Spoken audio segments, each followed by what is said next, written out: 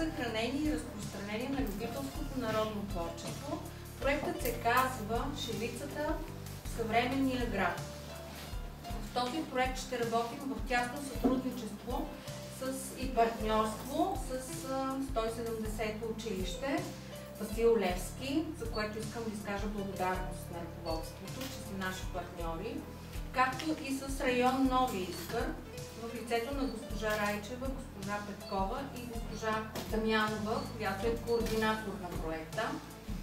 Проектът ще бъде много интересен, ще започне от тази година и ще свърши октомври месец следващата година. В него са включени ателиета, творчески ателиета, творчески работилници, в които ще изработваме картини по номера на българска шевица. Ще работим във всички села около район Нови Искър, плюс 4-те квартала.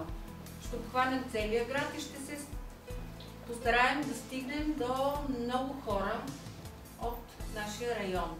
Но за повече информация давам думата на госпожа Дамянова.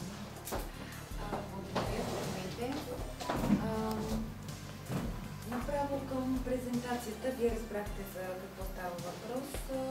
Първо ще представим екипа.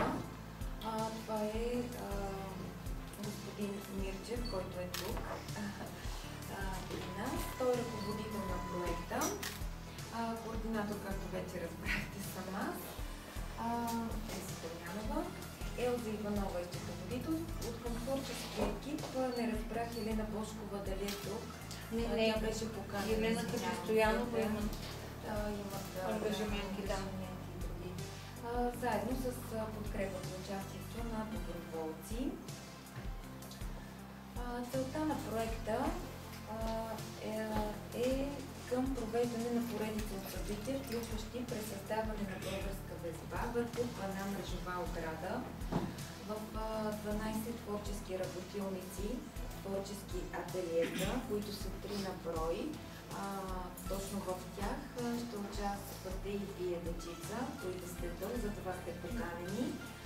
Ще се радваме да се виждаме по-често и да сътворим красиви и интересни неща. Те най-вероятно ще бъдат на открито в двора на училището, в откритите класни стаи и като на този слайд е аудиторията. Това ще бъдат включени дечица от школата по изобразително изкуство към читалището. В тези 12 творчески работилници те ще бъдат от март месец до края на февруари всъщност. От 1 ноември вече планираме организацията на първата творческа работилница.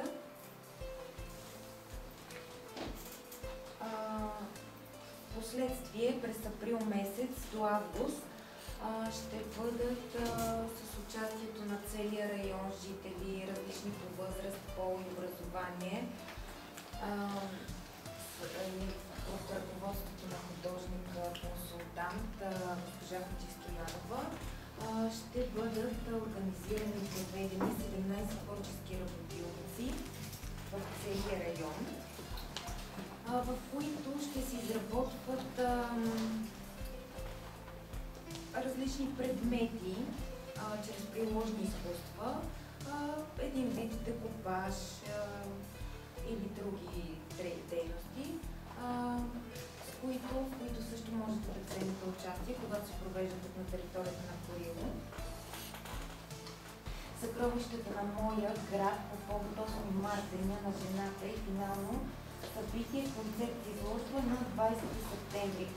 Тоест финалното събитие ще бъде тук на паркинга или в партньорство с 170 училище. Може, ако ни предоставят и теренче в двора на училището.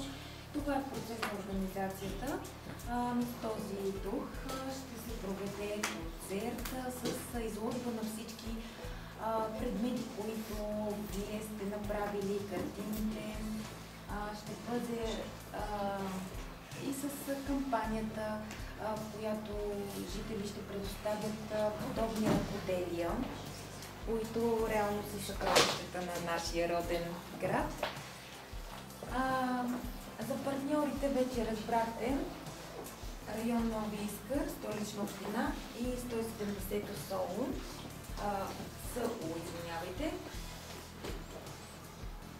Като района поема ангажимент да участва активно в организацията на дейностите по проекта, популяризиране на страницата и сайта на района за събитията, в които участва, в творческите работилници, организация, провеждане. В кампанията също ще се включим съкровището на моя роден град, за която току-що споменах. Училището от своя страна, чрез вас, малките участници, също ще се включи в ателиетата на открито, ще популяризира съответно дейностите на сайта и на Фейсбук страницата на района. С вашето участие ще осигури разни други неща. И това ще се случи в периода от 1 октомври до края на проекта през цялото време. План за разпространение на резултатите и ефектите от проекта също току-що ви споменахме. Това е чрез сайта на училището. Там ще може и вие да се видите и да следите развитието и напредъка на проекта, на дейностите. Ще получите презентацията, тази ще имате възможност да я получите на имейла. Фейсбук от останалата, фотозаснимане, видеозаснимане, което се случва. Очакваните резултати, разбира се, са конкретно 17 творчески работилници, които споменахме на територията на целия район. Това са 12 населени места и 5 квартала в града, с общо около 200 предмета, които ще бъдат направени и изложени на финалното събитие. Творческите работилници, за които споменахме за пресъздаване на везбата върху 6 пана мрежова ограда, ще бъдат сега през зимния период, студеното време тук в читалището. От тях се очакват 6 пана с шевици, 3 творчески ателиета, които ще бъдат направени общо 35 картини на шевици по номера за изложба. В тях вие ще участвате също. Кампания за временно предоставяне на ръководители за тази изложба. Тоест ще бъде една, даже 2 изложби.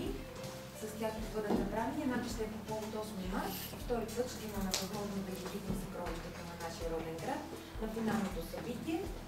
И в крайна сметка ще имаме финално събитие с успешно реализиран проект Шевиците в съвременния град.